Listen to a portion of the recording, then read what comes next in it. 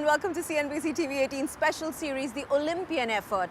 Over the past 3 weeks, we've brought you stories of some of our key athletes and evaluated quite objectively their medal prospects. Today in Stratford, East London, where the Olympic Park is, we will shift focus to the host city. And as we do that, we'll try and get you the business of the Olympics.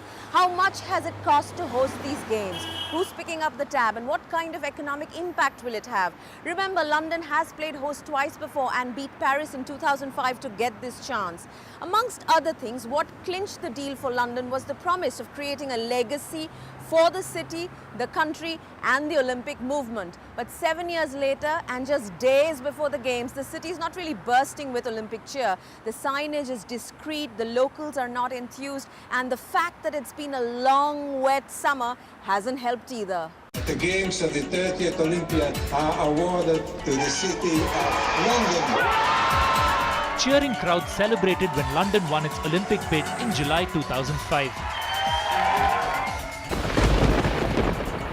But 7 years later, the wettest summer in British history is proving to be a literal as well as metaphorical image of the host city's spirit. As the countdown gets into its last 10 days and the weather shows signs of behaving, other problems are cropping up. On Tuesday, July 17th, even as athletes started pouring in from around the world, the city's black cabs protested outside the Houses of Parliament, gridlocking central London. Their grouse not being allowed to use the dedicated games lanes and being left out of the Olympics. It's going to affect the way we work, it's going to affect the amount of money that our passengers are going to have to pay, and it's going to affect the time it takes for us to convey our passengers to and from their destinations. It's been ongoing for months and they just won't do anything. They're not interested. Really, it's down to Boris, well, in my opinion, it's down to Boris Johnson. He's got the power to let us into the lanes. While cab drivers protested, there was a far more serious problem the organisers had to deal with. The private security company contracted to provide security, G4S, admitted on July 11th that it was unable to fulfill the terms of its £284 million contract. About 3,500 troops and additional police forces have been pressed into service to make up that shortfall. The announcement from G4S has triggered national outrage and become a political hot potato. But even as the opposition Labour Party and its MPs like the chairman of the Home Affairs Select Committee, Keith Vaz, take the government and organisers to task, they maintain that the Games will be good for Britain.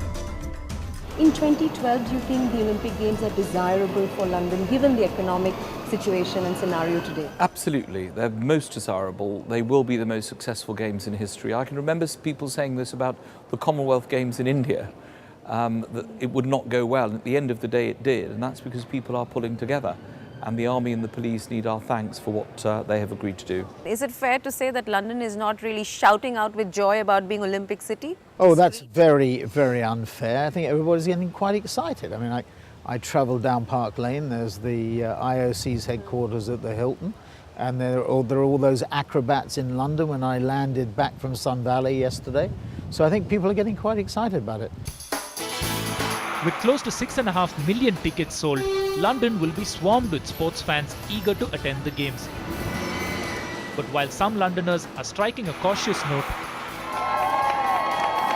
the Olympic torch relay, when it enters London on July 22nd, could change the mood completely.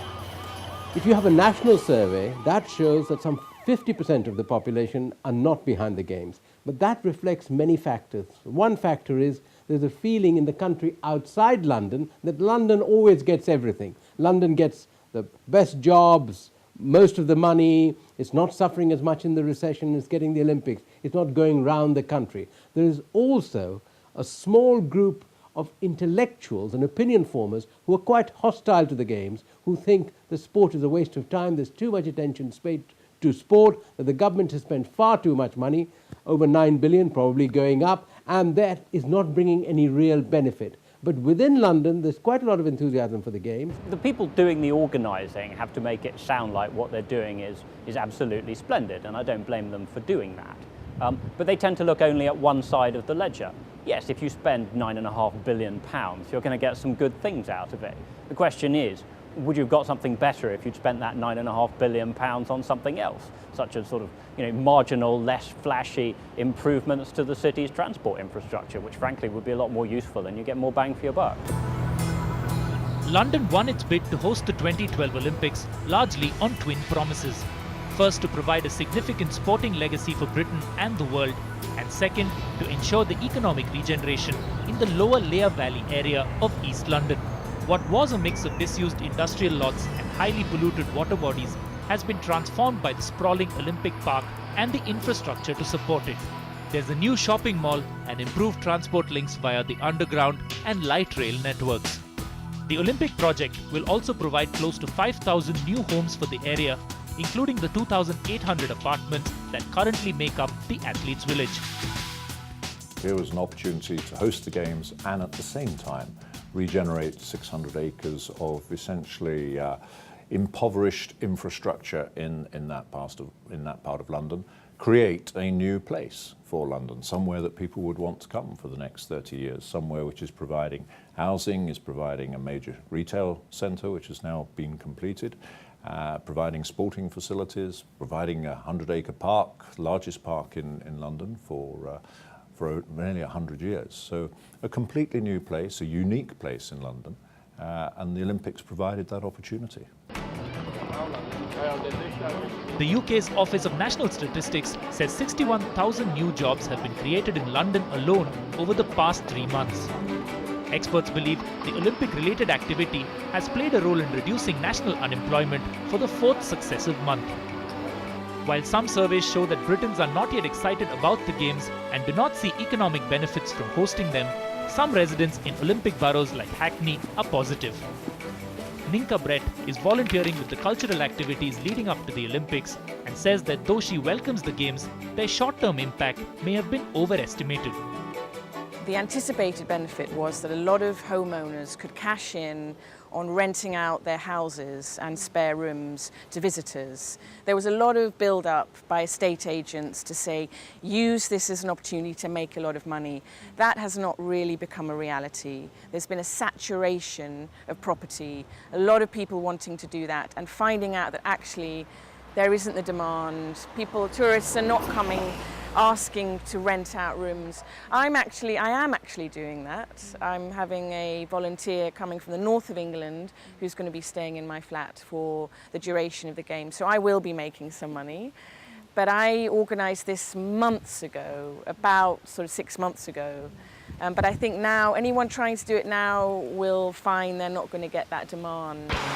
Olympic Park is being dressed up for its big date. Come 27th July, the world will judge how Britain performed. Ahead on the show, how the world has changed from 2005 to 2012 and the challenges that has thrown up. Anybody who says that we have overspent is not comparing like with like.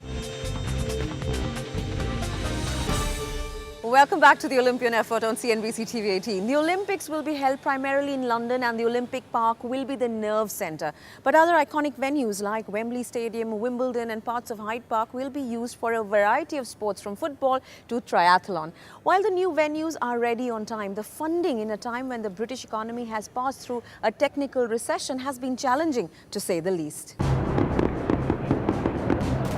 Soon after London had won its bid to host the 2012 Olympics, Greece, that had hosted the Games in 2004, started counting the cost of its Olympian effort. It had spent almost twice the initial budget of 4.5 billion euros, and much of the purpose-built infrastructure was lying unused after the Games.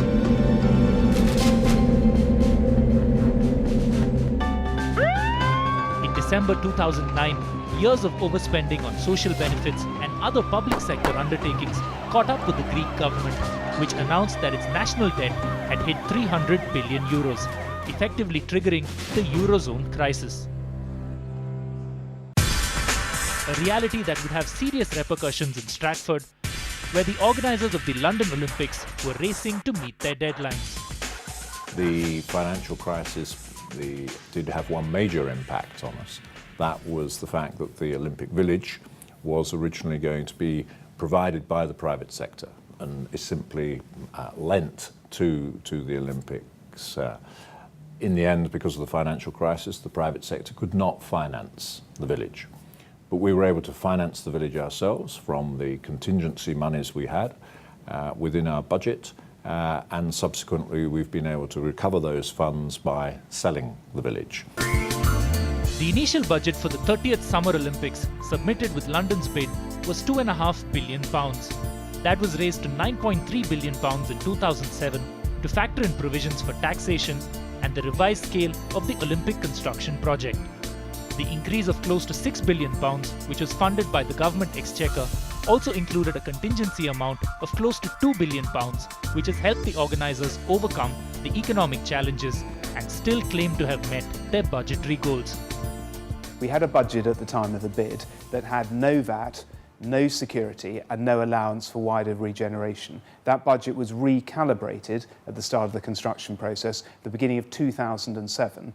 We have always stuck to that budget, £9.3 billion UK pounds, and that budget is underspent by nearly £500 million at the moment. That has been a fantastic advertisement for British construction, for British industry, for the sort of whole British property industry. It really has been a great national success story. So I'm entirely confident that this has been handled correctly, and anybody who says that we have brought this has been over budget is simply not comparing like with like. The London 2012 team has also tried to learn from the long-term impact on previous host cities. Even Beijing, that built iconic stadia for the 2008 Olympics, has had a hard time making those venues pay their way after the Olympics left town. And the massive investments on Olympic infrastructure have fueled criticism. I think that the economic impact of big events like the Olympics is almost always massively exaggerated, and the historical record suggests that it's usually zero or negative. Governments spend huge amounts of money on hosting these games, and you end up with a lot of claims that this is going to lead to redevelopment, for example, in the East End of London, but you end up with the things that people didn't really want and that are very expensive. So a huge aquatic centre, which is great for Olympic swimmers, but absolutely rubbish for families because, you know, it's just Olympic-length swimming pools with no water slides or anything. And things like a huge velodrome, enormously expensive, hardly anyone's going to use it. London's solution to the problem of large unused stadia was to build venues that could be dismantled to seat smaller capacities after the games. For instance, the Aquatic Centre, which will hold 15,000 people during the Games, has a permanent capacity of only 3,000. The basketball venue, a temporary 12,000-seat structure, will simply be broken down in September. And the main Olympic Stadium can also be resized. The challenge has been to balance practical constraints with the chance to create iconic and inspiring architectural landmarks. I think the most challenging was to really try to achieve all the ideas within the time scale and the budgetary constraint. And yeah, that was, I think the most challenging part. And to constantly be able to adjust it, because the site also changed slightly. The site in the competition was slightly bigger than the site which, you know, by the time they ran all the piping and wiring through it, it was, you know, slightly different location. So trying to fit everything together was a challenge. While the Olympic and Paralympic Games will end on the 9th of September, LOCOG and the Olympic Delivery Authority's job will be only half done. While legacy tenants have been found for 6 of the 8 major venues, the futures of the 60,000 square foot International Broadcast Centre and the main stadium are still in limbo. We expect to sign up the tenant for the Broadcast Media Centre by the start of the Games on the 27th of July. And the stadium, where the problem has been that we've had too many football clubs trying to get in there, will be signed up in the autumn. So I would hope that by the end of this year, all those 8 major venues will have legacy tenants tied down. While British taxpayers have funded all the infrastructure for the Games, LOCOG's operating budget will be funded by the over £750 million raised from local sponsors like Adidas, Cadbury, ArcelorMittal and BT. When the world tunes in to the opening ceremony, conceptualized by Oscar winner Danny Boyle on the 27th of July, the debate over the economic impact and legacy will take a back seat temporarily. It's only by the end of the year that the real assessment and return on investment for London 2012 will begin. Ahead on the show, one of the world's greatest middle distance runners, Olympic champion and chairman of LOCOG, the London 2012 Organising Committee. He's the face of the London Games, Sebastian Coe, on what he would like the London Games to deliver. It's been a challenge. I don't think any Games has been delivered in a more difficult market. Welcome back. The man entrusted with leading London's Olympic bid and later managing and staging the Games is the iconic British athlete and Olympic champion, Sebastian Coe. Plain speaking and indefatigable in his enthusiasm for the Games, this sportsman turned administrator, Coe is the man keeping things together. Obviously swamped with 100 different things to do, I managed to sit him down in Cannes a few weeks ago to get his vision for the Games. At any given point of time, how aware of you of where the countdown is at that time as it ticks along to what you have described as an immutable and constant deadline? Yes, sadly I do. We know it's 35 days and we know it's about 6 hours to the opening ceremony. So I do watch time closely. The athlete in me always watched time. What were some of the most difficult decisions that you had to make?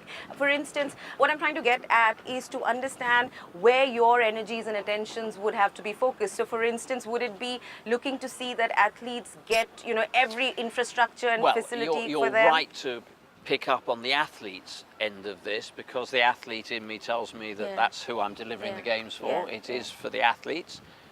I always say to my teams, remember, every time you see an athlete going into a venue, they have probably spent over half their young lives for that moment, so you have to make sure you give them every service. But we want to do that with the spectators, we want to do that with the sponsors, we want to make sure that those athletes are given every level of service in order to compete at the highest level and inspire the next generation of young people. How much tougher has it been to stage the Olympics or get ready to stage the Olympics, given that the UK is in a recession and given that global financial markets have been in a turmoil? Well, it's been a challenge. I don't think any Games has been delivered in a more difficult market, probably not since the 1976 Games in Montreal. I think we've punched through the global downturn. We've raised record sums of money for a summer Games. We've brought great business partners to the table, and I think they've come to the table in part because the vision we created when we were bidding was a vision that met with their approval and was aligned to many of their own business strategies. Talking about the vision that you presented for the Games, and this was part of that winning bid that you all made in 2005, legacy is very important. That's the one word that pops out in sporting legacy, and that's your vision as well personally where these Games are concerned. How confident are you that objective will be met once these Games are over? Because again, the recession plays a role. Well, interestingly, we're doing this interview on the morning where Sport England, one of the big agencies for participation sport in my country, has just reported that over the duration of the delivery of the Games, 1.3 million more children are playing sport. So that tells me that the legacy is there, it's tangible, and government has created a program called the School Games, so that 13,000 schools are now competing amongst each other to generate interest around competitive sport. So the sporting legacy is happening. And this is something that's playing out internationally as well, isn't it? It is playing out internationally. We have an international legacy program called International Inspiration. Our commitment was to get 12 million young people involved in sport in 20 countries by 2012. India is one of our project countries, and it's working extraordinarily well. How different will these Games be from the Beijing Games? I tend to think all Games are different because all cities are different. They're delivered in countries where socially and culturally those countries are different, sometimes politically, and that's the great thing about the Olympic movement. It's able to spread the values of Olympic sport and Paralympic sport amongst the whole globe. So I tend not to think about how we're going to compare with other Games. I want the best from previous Games. I want the party atmosphere of Sydney. I want the activity that we saw in around regeneration in Barcelona. I want the eye for detail that they had in Beijing. I want all that in London. But you won't have the scale that Beijing had because you don't have the budget that they had, isn't it? Because that number, whatever is out, at least is about $40 billion, and London is less than half well, that. nobody knows what the budget in Beijing was, in fairness. We have, we will deliver a games that's responsible and sustainable, and we will deliver it in budget, and that's always been the target of our teams. In 2008, UK finished, I think, at number 4 with about 47 medals totally. China had the most golds, USA had the most medals. As an athlete, where are you on the debate of which is number 1, most golds or most medals? Oh, I've always thought it's gold medals. Yeah, I mean, I would say that, wouldn't I? But, the most important thing for me is not medals tables. It's the ability of national governing bodies, it's sports organisations to convert those medals into more young people playing sport. I'm guessing, given that you're one of the greatest middle distance runners we've seen, that your special interest as a viewer and as a fan would be the track and field events? Well, it will be, but of course I am responsible for the delivery of 25 other sports, so I will be at all those sports. But yes, track and field is my passion. You've written several books.